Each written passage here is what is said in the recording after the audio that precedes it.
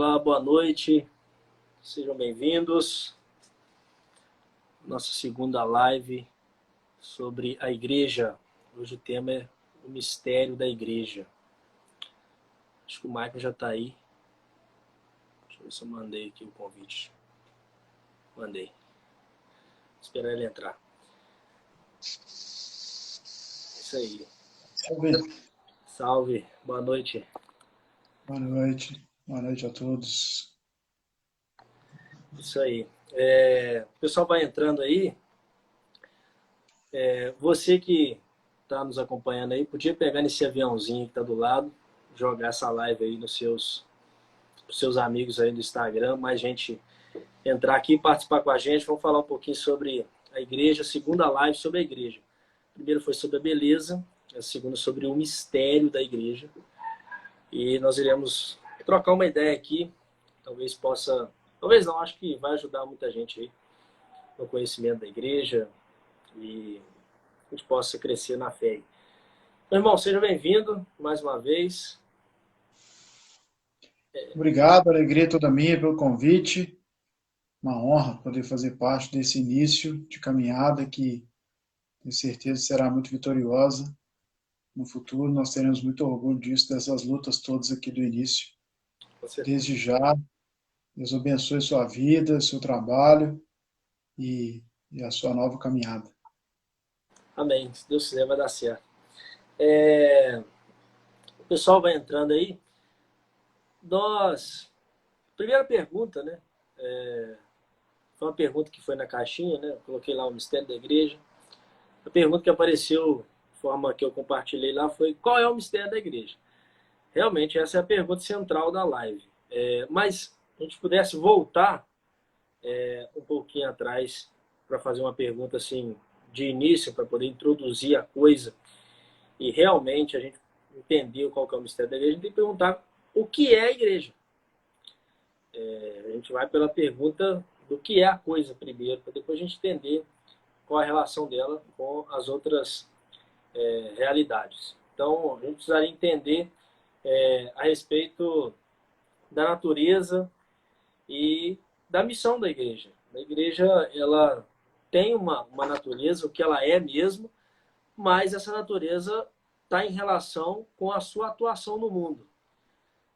E a igreja, a gente poderia resumir, né, nesse início, a igreja, ela é uma cruz. Assim como que a igreja é uma cruz, né? A igreja, ela liga os homens a Deus, então ela é vertical. Ela, embora as pessoas, a gente possa entrar nesse mérito aí de que a gente não precisa de mediação de entes e coisas humanas, né? Olhando a igreja só para esse prisma humano, mas ela é vertical e ela liga as pessoas umas às outras. Ela é horizontal. Então a igreja é uma cruz. Como é que funciona, Mike? Se a gente pudesse falar a respeito dessa igreja como que liga as pessoas a Deus e que liga as pessoas às próprias pessoas, aos seus membros. O Chesterton, um grande autor católico mesmo do século XX, tem no livro dele, Ortodoxia, essa analogia da cruz em relação às religiões orientais, que são sempre muito circulares, né? As coisas estão sempre retornando para o mesmo ponto, estão sempre nesse movimento centrífugo, assim. E ele diz que a cruz é algo interessante porque nós podemos crescer, subir a cruz, né, a haste vertical da cruz o máximo possível e ao mesmo tempo a haste horizontal, e ela continua sendo cruz. Isso é muito interessante porque é um sinal para nós de que nós, enquanto igreja da cruz, igreja dos cristãos identificados com o Cristo, que também é cruz, né, que também passou pela cruz, nós precisamos fazer sempre esse movimento todos os dias. Todos os dias buscar nos elevar a Deus, todos os dias buscar nos expandir para os irmãos e irmãs, né? Para as pessoas que convivem conosco, para aqueles que, de alguma forma, entram na nossa vida e precisam do nosso serviço, da nossa doação, da nossa alegria. E aqui a gente consegue entender um pouquinho essa história de igreja como cruz. Por quê? Se nós pegarmos o capítulo 9 dos Atos dos Apóstolos, lá está a narrativa da conversão de Saulo. Não vou narrar aqui, né? Todo mundo sabe essa aí. Já inventam até as coisas, colocam o cavalo no meio da história, aquela coisa toda, né? Mas tudo bem. O fato é que Saulo era um judeu convicto, e sendo um judeu convicto, para ele era inadmissível dizer ou aceitar que aquele homem chamado Jesus era o Filho de Deus que se fez carne, que se fez homem e veio habitar no meio de nós. Para ele era uma blasfêmia. E por causa disso, Saulo começou a perseguir os cristãos. Jesus já tinha morrido na cruz. Na cabeça de Saulo, a ressurreição não aconteceu, porque para ele era uma invenção dos apóstolos que roubaram o corpo de Jesus. Até o Evangelho de São Mateus traz essa possibilidade, né? De que um soldado dizendo lá que tinha que vigiar o sepulcro porque poderiam roubar o corpo e aí inventar uma história. E para Saulo era isso que tinha acontecido. Tinham roubado o corpo de Jesus e Jesus não tinha ressuscitado nada, então ele começou a perseguir aquelas pessoas que eram seguidoras de Jesus, ou seja, os cristãos, né? Naquele tempo, os do caminho. E interessante que no dia da conversão de Saulo, quando Saulo tem a visão de Jesus, escuta a sua voz e ele cai por terra, Jesus não pergunta: Saulo, Saulo, por que está perseguindo os meus seguidores? Jesus pergunta: Saulo, Saulo, por que tu me persegues? Por que tu me persegues? Jesus já tinha morrido, lembrando mais uma vez. Por que tu me persegues? E não diz: por que está perseguindo a igreja? Pelo simples fato, que é simples no modo de dizer, né, porque não tem nada de simples, é muito complexo e até misterioso, mas porque nós somos obrigados a dizer que a igreja no mundo é a continuação da encarnação de Cristo. É o corpo de Cristo que ficou para continuar a sua estadia aqui na história. Então, quando nós falamos de que a igreja é uma cruz, e essa cruz está presente no mundo, é muito disso. Nós estamos aqui como membros da igreja, inseridos nela pelo batismo, para que nós possamos aqui dar continuidade à missão de Jesus Cristo neste mundo. Isso é muito interessante de perceber, né? Saulo perseguia os cristãos, mas perseguindo os cristãos, perseguia o próprio Cristo. E por isso ele pergunta: por que tu me persegues? E aí a gente já percebe que a natureza da igreja, e obviamente a sua missão, tem relação com o próprio Deus. Obviamente nós temos a imagem de que a igreja é o corpo de Cristo, o corpo místico de Cristo, mas também nós podemos associar a igreja também às outras pessoas da Trindade, a igreja como o povo de Deus e a igreja como o templo do Espírito Santo. Isso por quê? Porque embora a gente veja a atuação da igreja neste mundo aqui, ela é uma atuação em que, se nós olharmos para o lado apenas visível, nós iremos amputar a igreja. A igreja vai ficar manca. Porque a igreja só faz sentido se você olhar para o Cristo e para a Santíssima Trindade, seus fundadores, né? O seu fundador como Cristo encarnado. Então, a gente precisa olhar assim, como é que a igreja se relaciona com a missão salvífica de Deus Pai, com a missão salvífica de Deus Filho e com a missão salvífica do Espírito Santo. Deus, aí que entra já o mistério, né? Porque a maior obra de criação, assim, de Deus seria a sua igreja. Por quê? Porque ali é a participação perfeita, que nós temos essa oportunidade de participação perfeita na vida de Deus, na vida da Santíssima Trindade. Lá na criação do mundo, existia uma santidade natural, a santidade dos nossos primeiros pais. Mas a santidade natural dos primeiros pais, ela nem se compara com a santidade dos santos. Por quê? Porque a santidade natural, ela tem a ver com um olhar puro, um olhar livre do pecado, e uma inclinação boa, uma inclinação já natural para a verdade, o bem, a beleza. Agora, isso é elevado, né, muito elevado, não só no sentido de quantidade, né, mas no sentido de substância mesmo. A vida de Deus e a vida dos seres humanos não é uma diferença nem de quantidade nem de qualidade. A vida de Deus ela é de qualidade melhor do que a nossa. Não, não é isso não. Não tem esse parâmetro. Né? Nós não estamos comparando pelos acidentes. A gente compara por aquilo que é essencial. A diferença está na substância, na natureza mesmo. A vida de Deus é de outra natureza. Não é à toa que a gente chama de que a vida de Deus é sobrenatural e a nossa é natural. Então, a igreja é como esse maior movimento de criação de Deus. E Deus, só de querer criar, já é um mistério. Por quê? Porque Deus estava insatisfeito? Não. Ele não estava insatisfeito. Deus estava infeliz? Não. Não estava infeliz. Deus precisava de alguma coisa? Não. Não precisava de mais nada, não. E mesmo assim ele quis. Até a bondade de Deus é insondável. Você não consegue entender e não consegue alcançar. Nós temos uma referência que gostava tanto assim daquele prefácio da oração eucarística número 4, né? Deus que habita em luz inacessível, lá na segunda carta a Timóteo, se eu não estou enganado. Que é isso mesmo, é inacessível. Se você é por bondade. Mas mesmo assim parece que não entra na nossa cabeça. Isso então Deus, em seus desígnios benevolentes, quis criar o mundo e criou o ser humano. Façamos o homem à nossa imagem e semelhança e colocou o homem neste mundo e fez o homem Senhor. Agora, tem um problema nisso aí, porque o ser humano viu Deus em determinado momento como seu inimigo. Este movimento vertical que estava no plano natural, obviamente, naquela santidade natural, mas já existia, embora a imagem seja também horizontal, Deus andava pelos jardins, mas já existia um movimento de cruz. O símbolo da cruz ele é muito antigo, já existia. O ser humano está só, o homem está só, façamos uma companheira igual a ele, para ter um movimento horizontal. Os animais passaram diante de Adão e ele não viu ninguém semelhante. Ele nomeou a todos os animais, mas não viu ninguém semelhante, nada que parecesse com ele, que ele pudesse relacionar desse ponto de vista horizontal. Não é à toa que a mulher é tirada da costela, para ser bem horizontal mesmo, não tem nada de vertical. E a relação vertical com Deus, uma relação harmoniosa de uma amizade. Isso é rompido, isso deixa de existir.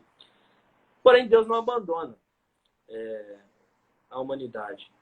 E não abandonar a humanidade já é, desde o ato da criação, olhar para a igreja. Já há uma imagem da igreja ali, um germe da igreja ali, no próprio ato criativo. Por exemplo, se eu olhar para Adão como aquele que é o primeiro ser humano, e Cristo que é o novo Adão, então, Cristo novo Adão, e do lado de Adão é tirado a mulher Eva. Do lado de Cristo na cruz, os sacramentos simbolizados ali, naquela água e sangue que saem, simbolizando a igreja que nasce do lado do Cristo, né, do coração do Cristo. Então já há uma prefiguração. E Deus não abandona o seu povo depois dessa queda. Pelo contrário, ele prepara o povo. E essa preparação, Michael, já tem um ponto ápice. Né? Deus tem os seus caminhos e vai, de acordo com o andar do povo, afinando o povo para chegar num ponto. Qual é esse ponto? É muito interessante você traz da criação e de como é algo grandioso a criação, mas como que Deus faz algo ainda mais grandioso quando o homem peca e se desvia do caminho, e aí, no linguajar popular, né, a vaca vai para o brejo. Como que Deus faz algo assim ainda mais grandioso? Né? Deus não simplesmente começa tudo de novo. Ah, deu errado, vou fazer de novo. Que desmancha e faz de novo. Ele tinha poder para isso. Né? Deus é todo poderoso, embora alguns digam que não, mas Deus é todo poderoso. Ele tinha poder para fazer isso. E por que não fez? Por muito amor. Né? Deus não quis mais nos dar um paraíso neste mundo. Era muito pouco. Deus quis nos dar muito mais. Deus quis nos dar um paraíso no céu. Então, começou o caminho da nossa história de salvação. Deus foi visitando o seu povo, como você bem disse, foi preparando o povo, chamou pessoas, né? Talvez no Antigo Testamento o exemplo mais emblemático seja Moisés, que foi lá libertar o povo no Egito, e foi através dos juízes, através dos profetas, Deus foi cuidando do seu povo, foi refinando o povo, foi educando o seu povo para que chegasse à resposta da sua pergunta, qual que é o ponto ápice?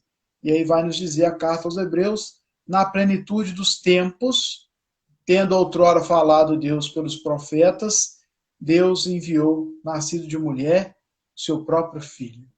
E aí sim, nós podemos olhar com mais precisão para esse grande ato de amor de Deus para conosco. Deus envia o seu próprio Filho para fazer por nós aquilo que nós não somos capazes, não éramos, não somos e nunca seremos capazes de fazer, que é reconciliar a humanidade decaída com o próprio Deus. Para que isso acontecesse, era preciso que fosse, ao mesmo tempo, alguém que fosse Deus e alguém que fosse ser humano. Então, está aí Jesus Cristo, próprio Deus, segunda pessoa da Santíssima Trindade, que se fez igual a nós em tudo, menos no pecado. Então, é Deus e homem que veio a este mundo, que se encarnou, que veio ao nosso encontro, que é, como diz o profeta Isaías, Emanuel, é Deus conosco, é Deus próximo de nós, Deus que se importa conosco, e veio a este mundo para que nós pudéssemos ter a oportunidade novamente de estar no paraíso, não mais aquele lá, paraíso do mundo, paraíso dos homens, não, mas no paraíso dos céus, junto com Deus. Então Jesus, vindo ao mundo para cumprir a vontade do Pai, deu início, deu o start, para dizer na linguagem moderna, né, para quem é gamer aí, Jesus Cristo deu o início ao reino dos céus, que começa aqui, mas não acaba aqui. Começa aqui, mas não será plenamente concluído aqui. Nós estamos começando aqui na melhor das hipóteses, tentando fazer o máximo que nós podemos de bom para começar a viver, como diz Santa Teresinha, o céu aqui na terra, mas o céu não está aqui. E nunca vai estar. E não adianta nós pensarmos que vai chegar alguém com um coração bom, né? E que aqui vai instaurar um reino de justiça, um reino de paz, um reino de harmonia, onde tudo será perfeito, onde as pessoas todas terão prosperidade, coisas materiais no mais alto grau, tudo que desejarem, e será um mundo perfeito. Não, isso não vai acontecer. Né? Não sei se você está nos acompanhando aí, se isso te assusta, mas Red Pill da segunda-feira de janeiro, isso não vai acontecer. Né? Isso não vai acontecer. O reino começa aqui, mas ele não termina aqui. Por isso nós precisamos sempre estar a caminho, sempre estar vivendo com Cristo, nos seus sacramentos, na igreja, porque este é o mistério que nós somos convidados a mergulhar. Né?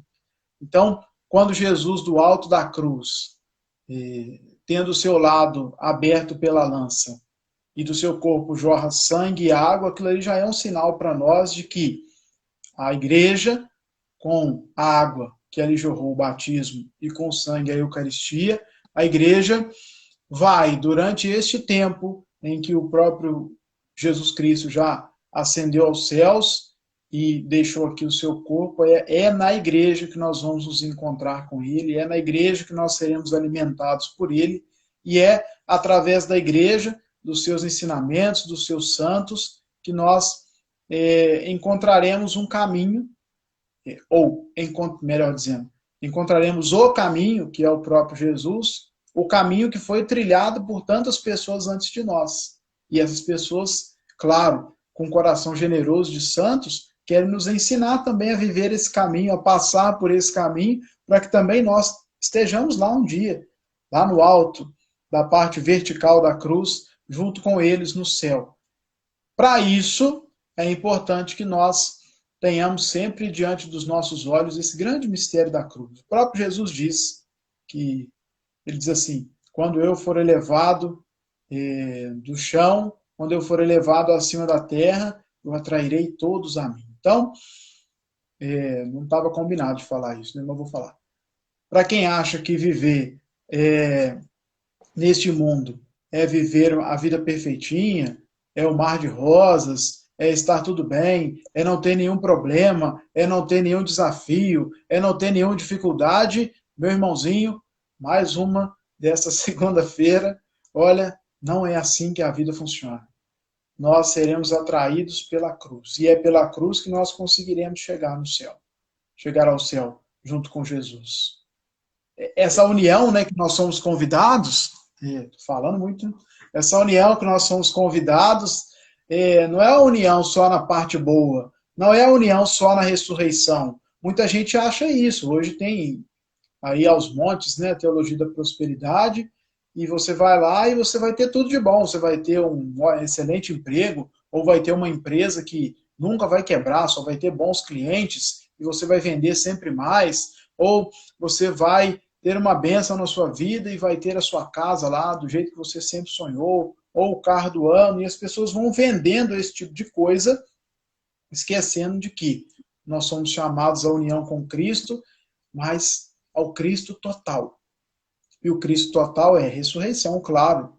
Senão, quem se uniria só ao sofrimento? Não seria uma espécie de um masoquismo espiritual. Jesus não quer isso para nós. Mas nós também temos que ter o coração aberto para acolher as cruzes do dia a dia. Então é levantar de manhã e dizer, meu Deus, eu aceito com o coração aberto, generoso, a cruz de hoje. Pode mandar, porque vai ter.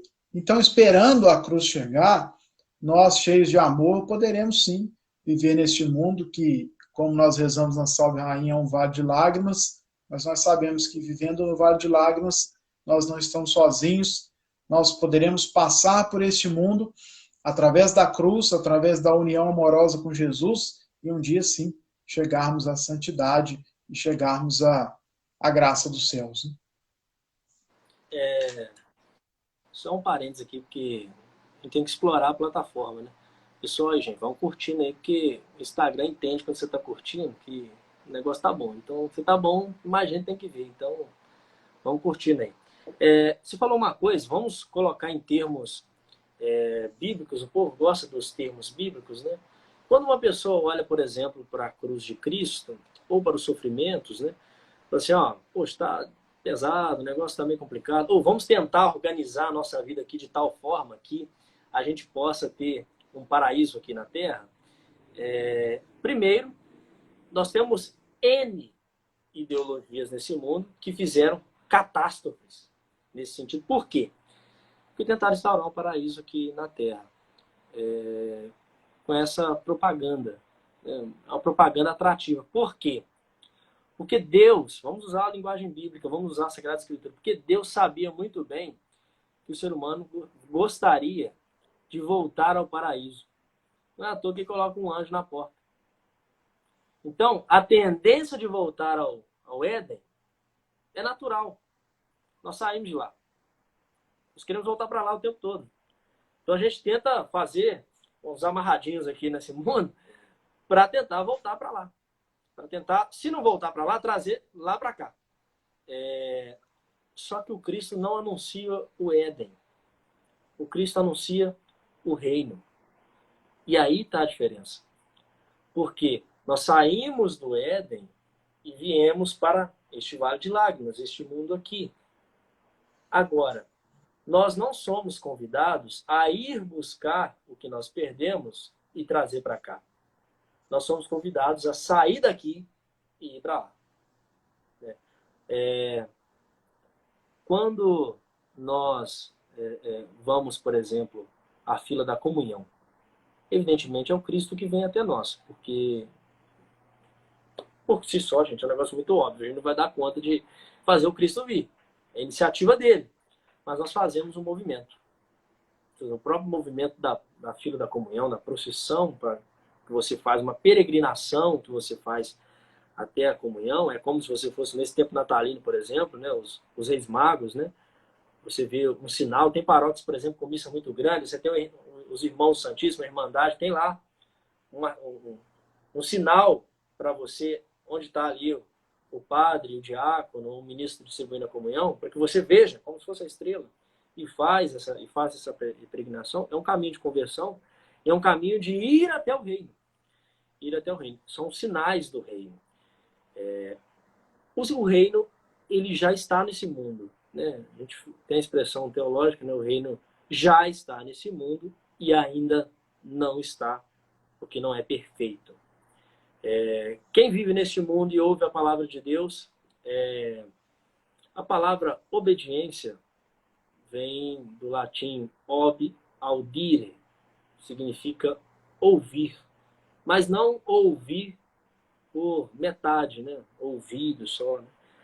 É uma atitude de se colocar inteiramente para ouvir. Quando você não escuta bem, você chega mais próximo, né? Então você vai se aproximando. Obediência é a aproximação de onde a voz vem. Você começa a ouvir e a querer obedecer, querer se aproximar. A obediência não é simplesmente aquele fardo. Tem que obedecer, né? Fazer o quê? Né? Manda quem pode, obedece quem tem juízo. Não é nesse sentido. Você se aproximar da coisa. Quando você faz esse movimento, né? São Paulo já diz, a fé vem pelos ouvidos, né? Você ouve, né? Você escuta a palavra de Deus e acolhe. Ali o reino começa a nascer, não neste mundo, mas em você. O reino começa a nascer em você. Os milagres, né? Jesus pregou o evangelho, então muitas pessoas se converteram. Nós temos relatos aí, por exemplo, de São Mateus, Levi, cobrador de impostos. Jesus chegou, falou, largou tudo e se converteu. A força da voz do Cristo, da palavra do Cristo, converteu. Você tem os milagres. Os milagres, eles atestam a presença do reino, mas quem não ouviu a palavra do reino não consegue enxergar os milagres. Os fariseus, por exemplo, viram Lázaro, gente, ressuscitar. Quando acabou de ver a ressurreição de Lázaro, eles planejaram matar o Cristo e mataram Lázaro para calar o milagre. Então o milagre atesta. Ele não converte nesse sentido, converte a palavra. A palavra de Deus, né? Tem um salmo muito bonito, né? Fala da voz de Deus, né? Que contorce até os carvalhos. É a voz de Deus que converte, é a palavra de Deus. Os milagres atestam a presença do reino. E de forma mais plena ainda, que é uma coisa que nós não tínhamos no Éden, e agora nós temos, que é o reino. É o Cristo encarnado. A encarnação do Cristo, a pessoa do Cristo encarnada, é a manifestação própria, real mesmo, do reino de Deus entre nós. Do reino de Cristo entre nós. Se a gente quer voltar para o Éden, a gente quer deixar a encarnação do Cristo, a gente quer deixar o movimento redentor de Deus para trás e voltar para lá.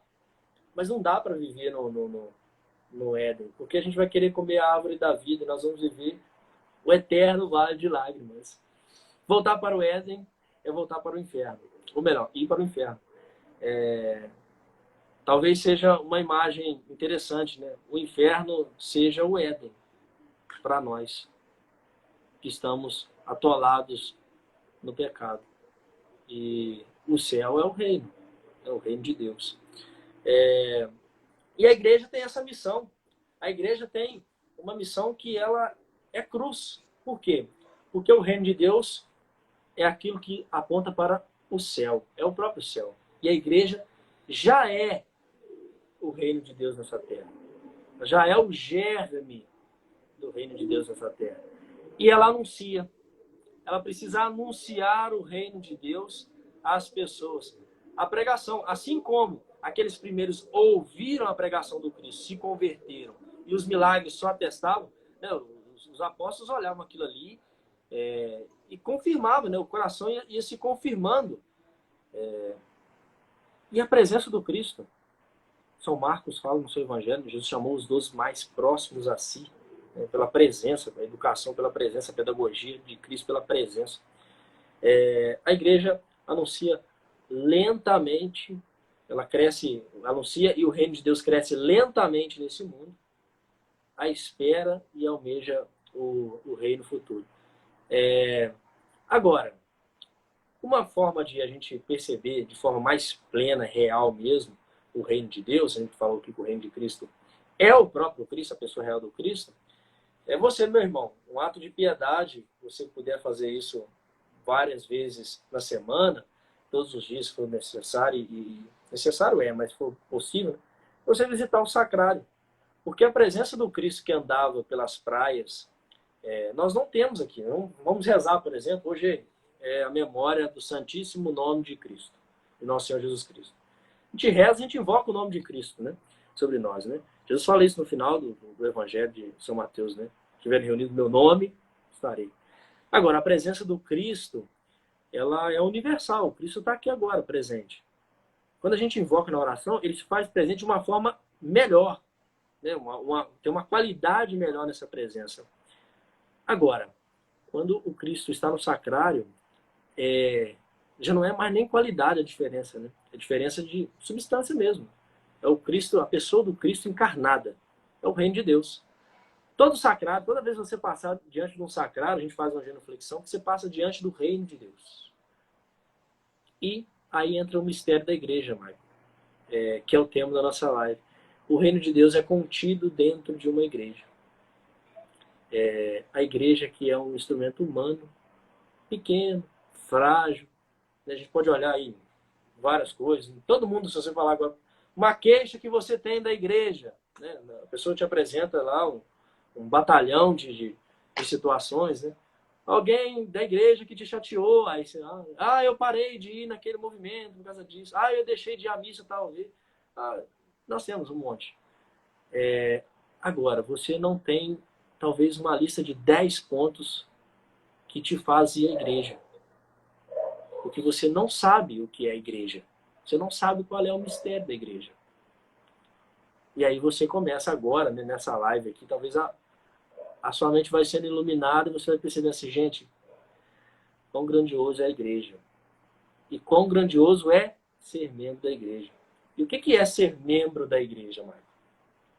Essa talvez seja a grande dificuldade das pessoas hoje, né?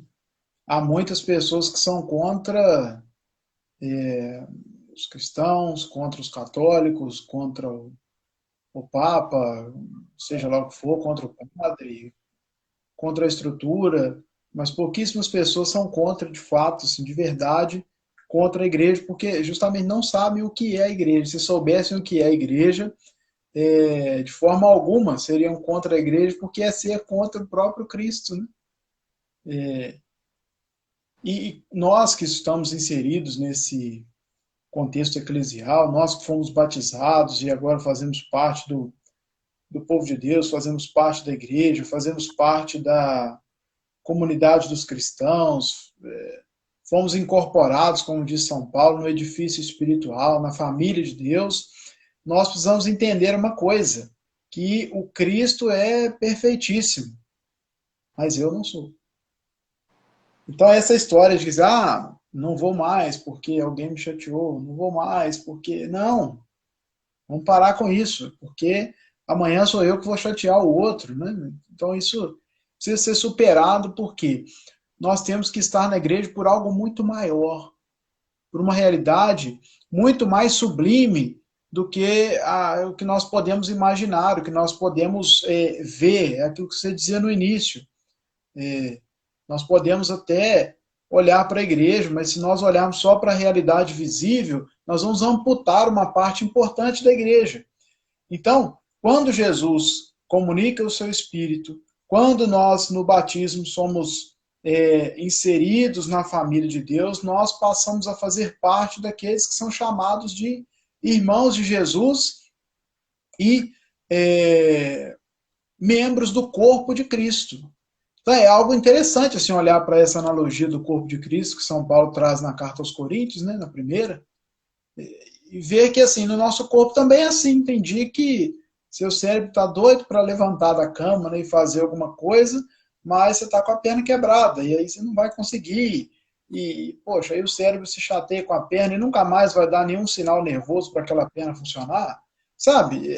São umas coisas assim que se nós olharmos com carinho e com atenção, nós vamos ver que não é bem por aí. Nós precisamos olhar mais com um olhar mais convertido ao mistério que Cristo nos convida a mergulhar. Entende? Jesus viveu neste mundo e morreu, ressuscitou e subiu de volta aos céus. E quando Jesus estava indo embora, indo para o céu, né?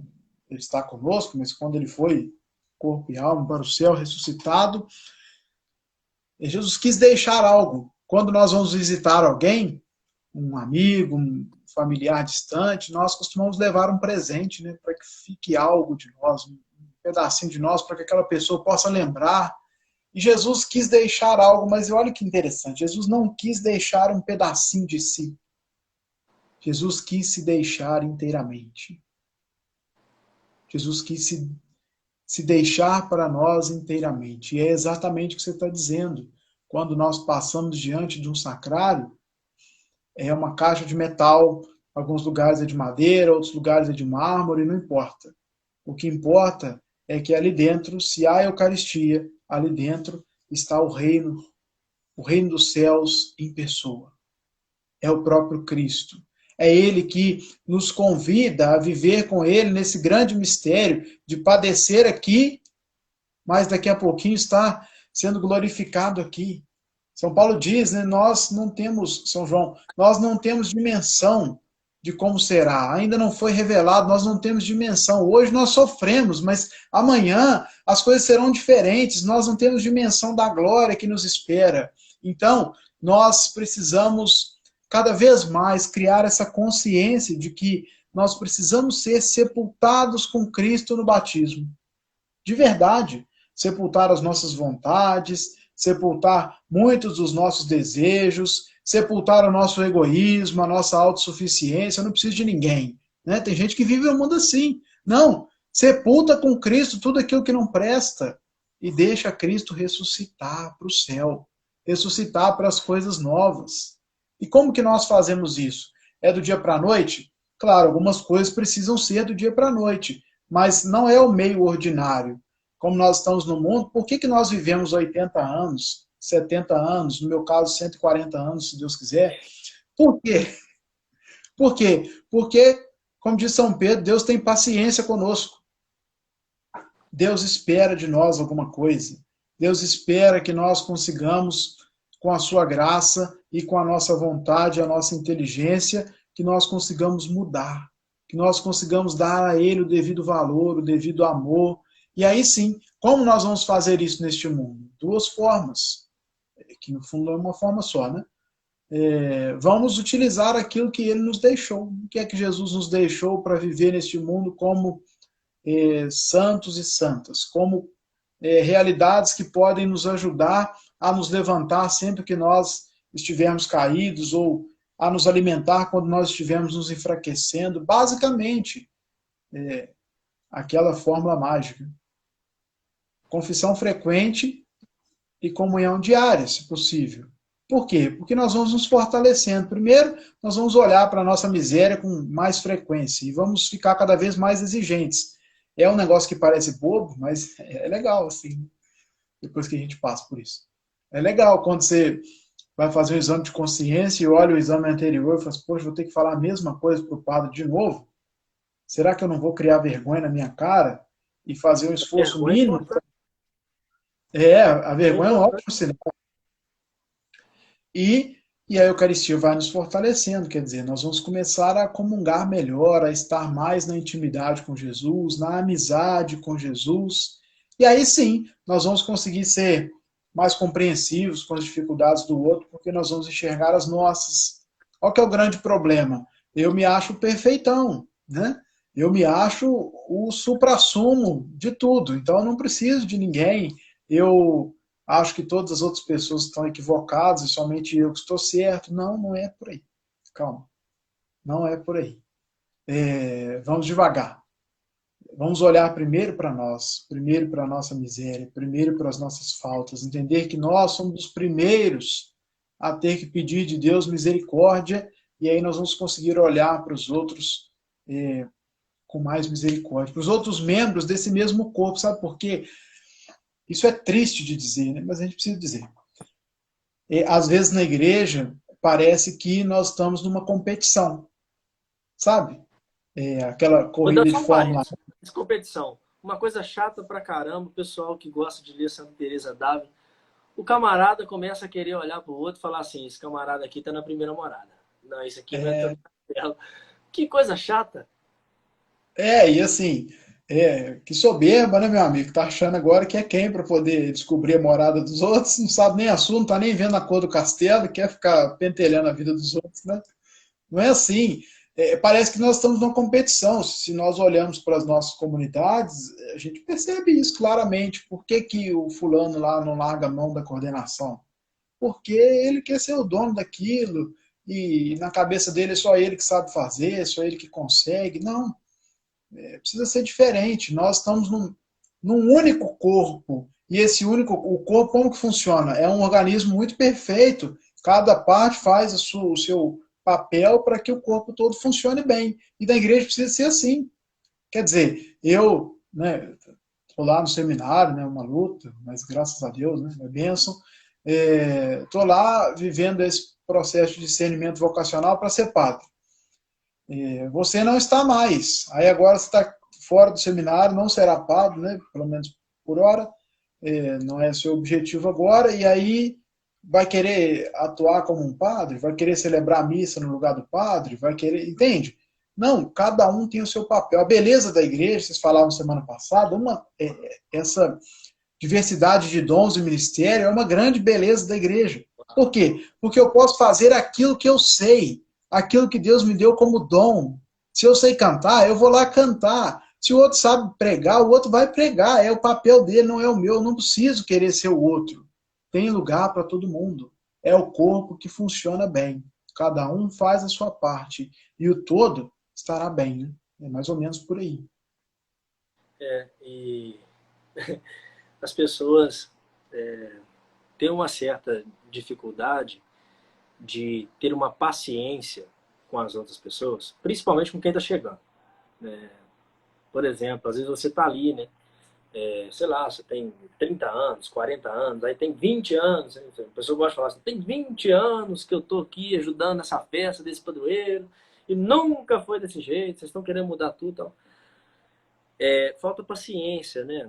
Com quem está chegando, às vezes a empolgação de quem está chegando, até mesmo a empolgação para os erros que a pessoa já cometeu. Ó, o cara vai cometer os mesmos erros que eu cometi lá atrás, mas ele é jovem, ou ele está iniciando agora a caminhada dele, falta paciência. Um dos motivos, primeiro, é a falta de entendimento do que é a paciência. Por exemplo, tem aquela passagem de São Paulo que diz assim, suportai-vos uns aos outros na caridade. Aí todo mundo acha assim, suportar. Nossa, cara, respira fundo. Porque... Não. Suportar significa carregar, cara. Carregar por baixo. Se colocar por baixo e carregar o outro. No amor. Então, assim, a paciência, ela é uma virtude, ela é uma virtude heróica, não porque você luta muito, não porque você tem muita força, porque você ama muito. A pessoa que tem paciência, ela consegue rir dos erros dos outros sem um riso debochado. Ela ri assim, poxa vida, ele está tentando, eu estou aqui junto com ele, vou ajudá-lo. E o amor, quando Jesus fala assim, amar o próximo como a ti mesmo. Se você se ama mal, como é que você ama o próximo bem? O amor já é um movimento de enxergar o que o outro pode ser. Se eu entrei aqui agora e sei pouco, aí a pessoa que vem até mim, que já fez um caminho, que está trilhando esse caminho há mais tempo, ela entra ela chega até mim e olha para mim com amor. Jesus, né? A gente acha que o amor é o prêmio dos bons, né? Jesus está lá na sinagoga e olha para as pessoas com amor. O amor não é o prêmio dos bons, não.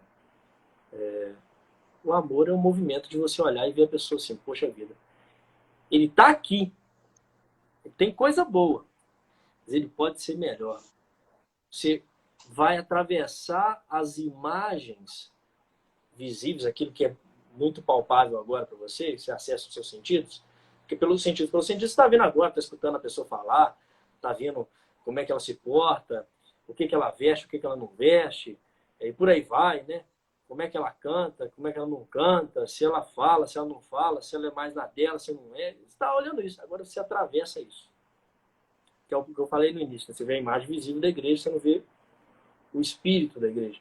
Quando você atravessa e vê o espírito da pessoa, a alma da pessoa, vê que Deus opera. Né? E você mesmo pode olhar assim, ó, Deus... Muita gente aqui, né? pode ter falado assim, ó, Deus fez coisas grandes em mim, né? Deus operou em mim. Eu era de um jeito e eu estou melhor. Não estou 100%, mas estou melhor. Poxa, Deus fez isso com você e pode fazer com outro, cara. E pensar assim, se Deus fez isso comigo, ele pode fazer com o outro, que com certeza o outro tem muitas qualidades que eu não tenho, né? E na maioria dos casos, qual que é o problema? O problema não é de natureza. O pecado é um desvio, né? E vós sereis como Deus. Deus já tinha prometido isso. Então houve um desvio. Então geralmente a mudança é colocar as coisas no trilho. Agora, com os sacramentos, né, principalmente da Eucaristia, a gente é chamado a subir um pouco mais. E aí a gente muda de plano, é sobrenatural, é a participação na vida divina. E aí a gente vê que a igreja está nesse mundo, ela atua nesse mundo, ela usa dos bens temporais, das coisas passageiras desse mundo, porém, visando as coisas espirituais. Quando isso foge é porque tem um negócio errado, né? E aí a gente pode até, né, mais cedo a gente conversava sobre isso, né, tocar no assunto de pessoas que vão falar assim, poxa vida, mas tem sempre esse exemplo, né? Se você está indo para a igreja com o seu dinheiro do dízimo no bolso e você vê um mendigo ali parado pedindo dinheiro, o que você faz? Eu já escutei isso de uma pessoa que era protestante, né?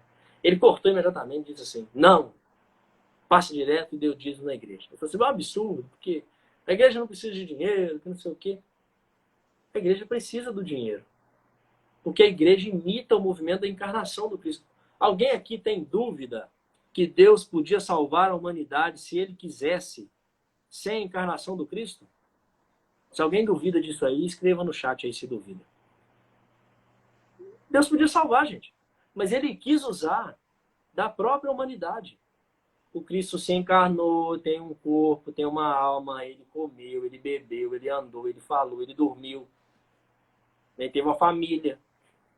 Ele usou das coisas passageiras nesse mundo. Para quê? Para aí sim, nos conduzir às coisas do mundo espiritual.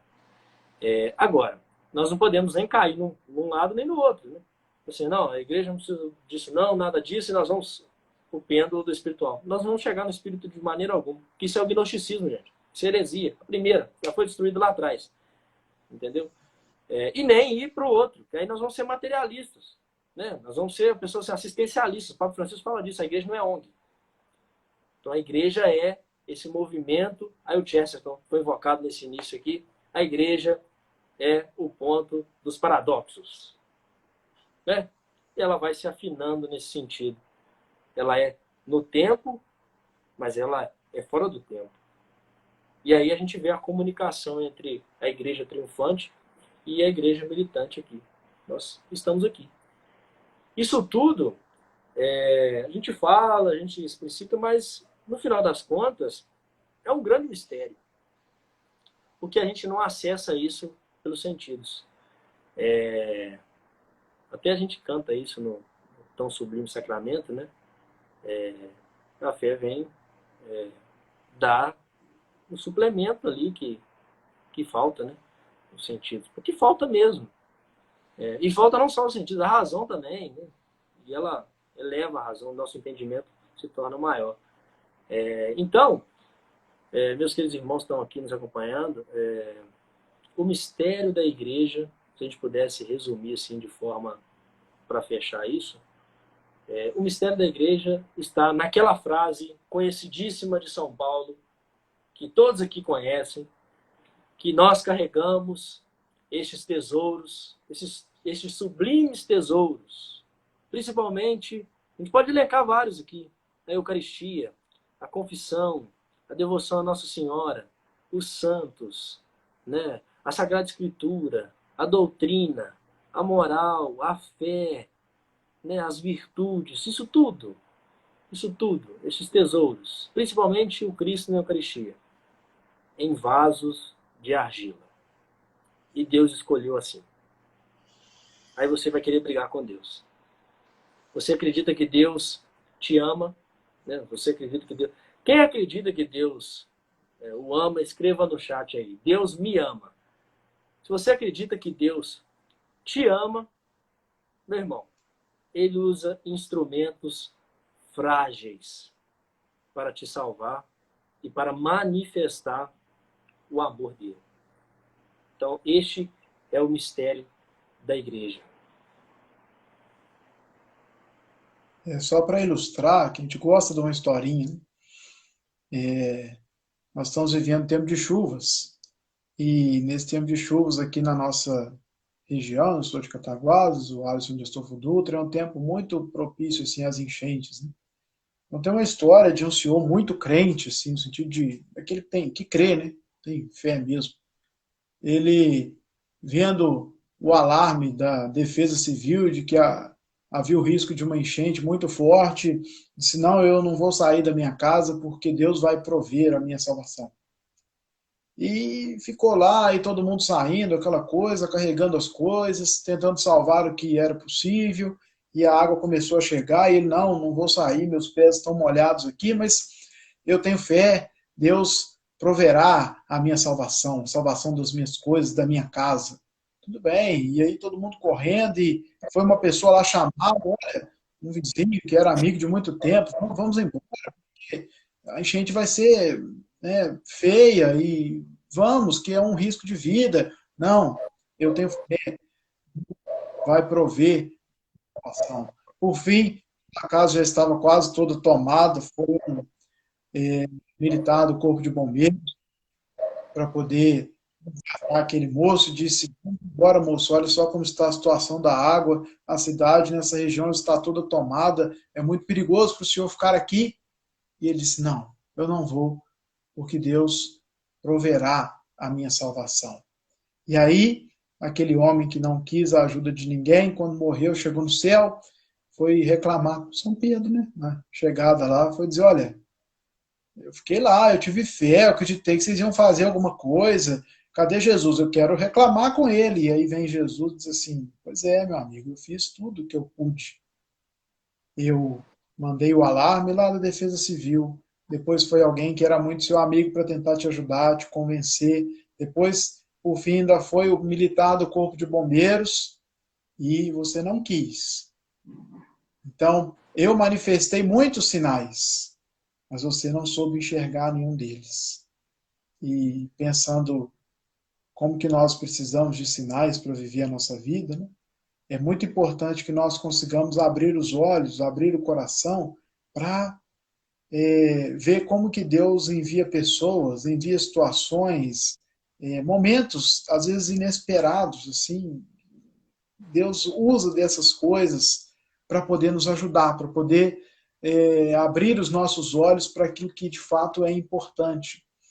Então, falando do mistério da igreja, nós estamos falando também desse grande mistério de Jesus, que através da igreja vem ao nosso encontro. O interessante e triste de perceber é que, como Jesus há 2000 e tantos anos atrás veio, e diz a palavra de Deus que não havia lugar para ele, ainda hoje a igreja continua vindo, continua indo ao encontro, como pede o Papa Francisco, em saída, continua buscando apresentar para as pessoas o reino dos céus, e muita gente vira as costas e não se acha lugar para o Cristo que vem através da igreja. Não se acha lugar para que o corpo de Cristo consiga receber mais aquele membro importante, mais aquela alma, para fazer parte desse corpo de Cristo. Então, talvez já nesse início de ano, um grande propósito que nós podemos fazer, é suplicar a Deus a sua graça, a luz do Espírito Santo, para que nós, durante este ano de 2022, possamos abrir os nossos olhos, abrir o nosso coração para Deus que fala, para Deus que se manifesta. Ontem nós celebramos a Epifania, para Deus que, quando nós estamos dispostos a caminhar, quando nós estamos dispostos a ir ao encontro, como aqueles magos, Deus vai nos guiando por sinais. Para eles foi a estrela. Quando eles pararam de caminhar, quando eles pararam com Herodes, com o mal, a estrela sumiu. E é assim a nossa vida. É esse grande mistério. Nós não podemos parar de caminhar. Ah, mas hoje eu não consegui cumprir o meu propósito. Hoje eu errei. Hoje eu pequei. Hoje eu fiz tudo de novo. Eu fui aquela pessoa lá de antigamente velha. Não. E agora eu desisto? Não. Não para de caminhar, continua, vai em frente. Deus tem paciência conosco e Ele está nos esperando no céu. No ano de 22, a nossa maior missão no mistério da igreja é não parar de caminhar. Não entendo nada do que está acontecendo. Amém, Jesus, eu confio na sua bondade e vou em frente. E Ele vai conduzir todas as coisas. Que Deus nos abençoe neste novo ano para que nós consigamos caminhar sempre. Isso aí, para quem ainda, às vezes tem alguém aqui que ainda está reticente a ir à igreja, né? Diz, não, só o Cristo, né? Vou ficar aqui na minha casa, aqui quietinho, rezando, tal, fazendo as minhas orações, tem a Bíblia, né, tal. Não vou à igreja, não. Ontem, os magos foram seguindo a estrela e para ver o Cristo, meu irmão, minha irmã, eles tiveram que entrar na casa. E para você que vê o Cristo, tem que entrar na casa. A casa é a igreja. Se você entrar, tiver essa coragem de entrar, você vai encontrar o Cristo lá. Não só ele. Ele é sua mãe. Então, se alguém tiver alguma pergunta, acho que o pessoal não tem pergunta, não. A Valéria falou que não tem pergunta. Então, se o pessoal não tem pergunta, meu irmão, é um prazer tremendo poder dividir a tela e tudo mais. Você ia perguntar sobre o que, João? Sobre os magos? Enfim, pessoal aí que está na live e veio aqui nos assistir, vão embora não, gente. Sigam o Maicon aí, me sigam também e a gente continua falando um pouquinho mais sobre a igreja. Estamos na sequência de lives sobre a igreja. Semana que vem, se Deus quiser, a gente volta a falar um pouco mais. Meu irmão, muito obrigado. Se Deus quiser, teremos mais vezes. Alegria toda minha pelo convite, é uma honra sempre poder evangelizar e estar na missão junto com você, de uma forma um pouco diferente agora, mas estamos nessa luta, nessa caminhada para que todos nós estejamos um dia no céu. Deus abençoe sua vida, seu ministério, abençoe todo mundo também que nos acompanhou, uma média excelente, eu achei, de público hoje, graças a Deus. Então, que todos tenham um excelente ano de 2022 e que no final do ano nós possamos fazer o nosso exame de consciência e, com a graça de Deus, perceber que nós vivemos um ano mais santo do que o ano de 2021. Forte abraço, Deus abençoe a todos. Um abraço a todos, fiquem com Deus e até a próxima, se Deus quiser.